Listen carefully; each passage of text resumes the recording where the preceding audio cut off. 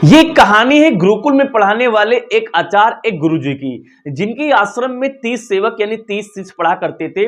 जिसमें से एक यानी जो शिष्य पढ़ते थे उनके यानी कि जो सिस्टर थी उनकी शादी थी। तो वो जो शिष्य थे यानी गुरुजी से कहते हैं कि गुरुजी मेरे सिस्टर की शादी है, आपको यानी कि आपको भी चलना है और मुझे कुछ दिन की छुट्टी भी चाहिए। तो जब यानी कि शिष्य अपने गुरुजी से ये बातें कहता है कि आपको चलना है, तो गुरुजी मना कर देते हो, कहते बेटा मैं शादियों पे नहीं जाता, आई एम सॉरी, मैं यानी कि शादियों पे नहीं जा पाता।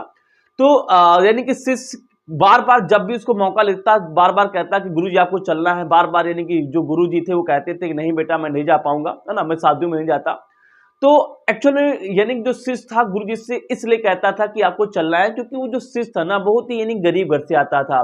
तो उसको लगता था कि यहाँ आचार्य जी यानी कि यहाँ पे क्या होता है, कुछ चढ़ावा आता है, तो चढ़ावा से आचार्य जी हमारी यानी कुछ मदद करेंगे, कुछ फाइनेंशियली मदद करेंगे, जिससे कि हमारी सिस्टर की शादी आराम से हो जाएगी। लेकिन जितनी बार भी शिष्य अपने टीचर से कहता था, अपने यानी कि अपने गुरुजी से कहता था कि गुरुजी आपको चलना है, तो गुरुजी बार बार यानी कि मना कर देते थे। तो एक दिन वो आ गया जब यानी कि शिष्य को यानी आश्रम को छोड़ के अपने शादी यानी अपनी सिस्टर की शादी के लिए जाना था। तो अचानक उनके गुरुजी उनको बुलाते हैं। तो उस शिष्य को लगता है कि शायद अब गुरुजी हमारी कुछ यानी कि सहायता करेंगे, अब मदद करेंगे। लेकिन जैसे ही यानी कि वो शिष्य यानी कि गुरुजी के पास जाता है, तो गुरुजी उस शिष्य को 5 अनार देते हैं और उसके साथ में 2 शिष्य को और देते हैं। कहते हैं भाई जाओ और जा करके यानी अच्छे से यानी कि इनके सिस्टर की यानी कि शादी में थोड़ा सा हाथ बटाना, थोड़ा सा काम को करवाना। तो भाई जब ये तीनों लोग वहां से निकलते हैं, जब रास्ते में कुतुल पहुंचते हैं, तो वहां पे जिस सिस्टर यानी जिसकी सिस्टर की शादी थी वो शिष्य कहता है, देखा यार हम लोग गुरुजी की इतनी सेवा करते हैं, लेकिन गुरुजी के पास इतना सब कुछ है, लेकिन दिया हमें क्या, दिया तो केवल 5 अनार दिया। तो उनके साथ में जो 2 और शिष्य गए थे, उनके जो मित्र थे, वो कहते हैं अरे नहीं यार, गुरुजी ने अगर 5 अनार दिया कुछ सोच के ही दिया होगा। तो किसी तरीके से वो सब लोग मान जाते हैं, कहते हैं चलो ठीक है यार, देखते हैं क्या होता है। बढ़ते जाते हैं अपने यानी कि घर की ओर जाने लगते हैं, जिसकी शादी थी यानी, है ना, जिसकी सिस्टर की शादी थी। तो जब जाते हैं तो गांव में, जैसे गांव पहुंचते हैं, तो वहां पे एक राजा के कुछ सिपाही थे।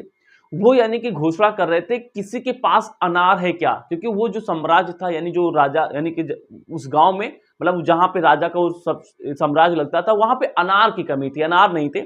तो वहां पे सिपाही बहुत तेज से घोषणा कर रहे थे, भाई किसी के पास अनार है क्या, अनार है क्या। तो इन सब तीनों लोगों को सुनाई पड़ा, यार अनार है क्या, अनार है क्या, ये अनार जैसी बातें क्यों कर रहा है, ये अनार की बातें क्यों कर रहा है, ये अनार क्यों लेना चाहता है। तो इनके मन में संशय रहता है, वो पूछते हैं कि भाई हाँ भाई, वन ऑफ सिपाही पूछते हैं कि भाई हाँ बताइए आप लोग अनार क्यों चाहिए।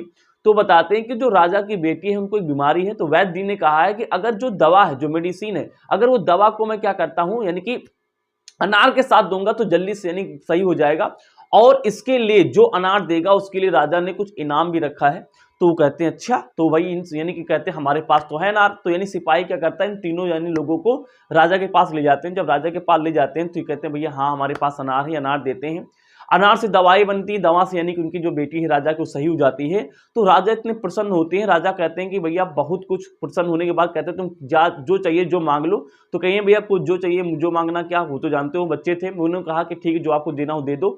तो उनको बहुत सारा पैसा, बहुत ज़्यादा धन दौलत दिया जाता है। तो आराम से वो पैसा लेकर के आते हैं, अपनी यानी कि सिस्टर की शादी कराते हैं। जब अच्छे से धूमधाम तरीके से शादी होती है, और जब शादी होकर उनकी सिस्टर यानी कि जाने लगती है, अपने ससुराल जाने लगती है, अपने घर जाने लगती है, तो उस समय उस यानी कि जो जो जिसकी यानी सिस्टर की शादी थी, उस चीज के दिमाग में उस यानी कि अपनी यानी कि जो गुरु जी थी उनकी बात कही समझ में आती है, कि उनको समझ में आता है कि उन्होंने अनार क्यों दिया था। तो इस यानी इस कहानी का शीर्षक क्या निकल के आता है, इस कहानी शीर्षक ये निकल के आता है कि जो तुम प्लान कर रहे हो ना, उससे अच्छा कहीं प्लान ऊपर वाले का है ना। हम सोचते हैं कि हमारी प्लानिंग फेल हो गई। अगर तुम अपनी प्लानिंग फेल हो रही हो तो ऊपर वाला तुमसे यानी अच्छा प्लान करके आया है। बट बात है उस पर विश्वास करने की। अगर हम पे उस पर विश्वास करते हैं तो याद रखना किसी न किसी तरीके से वो हमारी यानी हेल्प जरूर करता है।